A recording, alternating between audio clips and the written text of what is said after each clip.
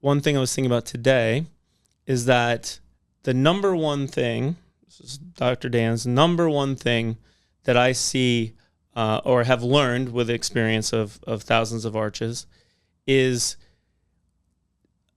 generally speaking, a patient that goes in hyper nervous of some certain thing happening will generally speak that into existence, where they are more likely to have that happen. If a patient is really nervous about an implant, or let's say the tooth color being wrong, somehow, some way that will end up happening. It really does kind of speak into existence. Now, the way you use that experience is you say to yourself, this person's really concerned about an implant failure. I'm going to make sure that I overbuild this or make it so that it's really locked tight, so that reduces what they've already spoken into existence. But that's really, honestly, like the number one sort of just take home, dilute it down, just what is the number one little nugget that's sort of shocking or something different. That's probably like number one. Like the person that is the most concerned about getting an infection, they're probably going to get one more so than the average person.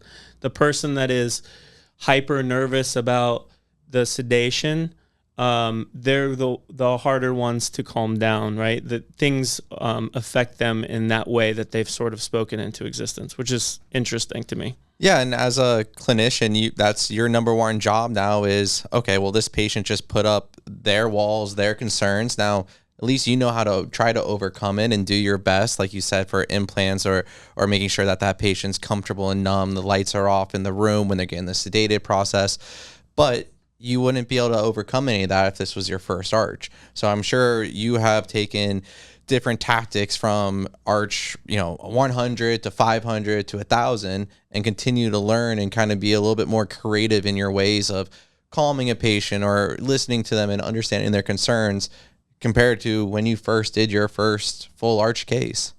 Yeah, it's a little bit like when you see like the mouse through a maze experiment and they run them through, you know how they like, have you ever seen the ones where they run it through a maze like 4, 5, 6 times and the times get faster and faster and the solves get faster and faster? Same thing if like, we'll say it's a puzzle, right? Every patient's a puzzle. If you're actually doing a jigsaw puzzle and it's our first time doing a 25-piece jigsaw puzzle, you and I doing it together, let's say it takes a minute. I don't know how long it takes to do a 25-piece, but it's going to take us longer than if you then immediately dump it over, set it back out, and you and I do the same thing. It's going to be easier and easier. And so it is that sort of same thing over and over. And so that part got in the middle of this, let's say in Arch 3 to 5,000, it was really, really fun to see that efficiency of doing so many puzzles work out. But there's another thing that's sort of intangible as well. It's decision making, right? It's how much time do I need to make a decision or address a problem or fix something, and how much information do I need as well, right? Because you start to learn, well, I don't really need to see that piece of information because it's this same thing every time, right? So your flow chart's changing all throughout your career. And the funnest was really when it was starting to get really efficient. And because it was efficient, because you see those things work out, you can do a little bit more of a minimal surgery. You're not hurting the patient as much. So your results get improved over time. That's where it gets really fun, is when you start to see really, really low complications that you could address if you ran into because you have the experience, but you're running into less of them because of the decision making that you've had to make hundreds of times, right? Not to keep going back to football and Super Bowl kind of stuff, but it's the same thing as, Tom Brady or Patrick Mahomes making a decision, just a simple decision, just what to eat on Super Bowl day. They're going to be a whole lot more prepared because they made a mistake and ate too many pieces of sausage or bacon on their first one, and it made them sick, right? Does that really affect the game? Maybe not, but probably will. Yeah, So that person that's been in the Super Bowl 5-6 times is going to be your sort of good.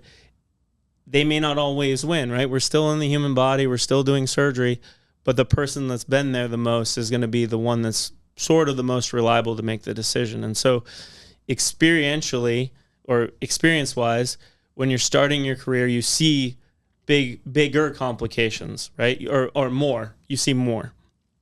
Probably because you don't have the experience to really make the decisions in the move. And then you start to see less, and you don't ever really attribute it to your technique or you. You're just like, oh, these implants must be better. But in reality, it's you improving the efficiency and the speed and the post-operative fallout and things like that. So that's been really fun. If I look back and I start to think about things like, oh, well, that patient, I got more infections because I was making decisions while they were open, or I was trying to figure out how to fit this guide in. And so when I talk to a person that's just starting, right, a clinician that's just beginning this and they're on their path to their first 50 arches, we'll say, I always tell them your fallout rate, let's say your complication rate is 10%. So 5 of those cases might have a problem, right? They say, yeah, sure, no problem. Makes sense, 5 of them.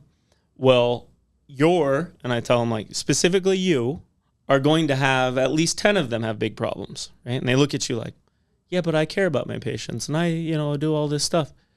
I know you do, but that's just the way the numbers work, because you're trying to figure things out and you're trying to make it work, and it's different parts and pieces. It's not a workflow that you're used to. And you're just naturally going to draw out a higher complication rate than you want. And that is a little bit of the cool part to observe too, with it's a little bit a safeguard, right? So we as Dun & One that have sort of made it as an established brand, we're a little bit insulated where we've made it over that hurdle, right? And that hurdle could be different things, but it could be 50, it could be 100, it could be 150.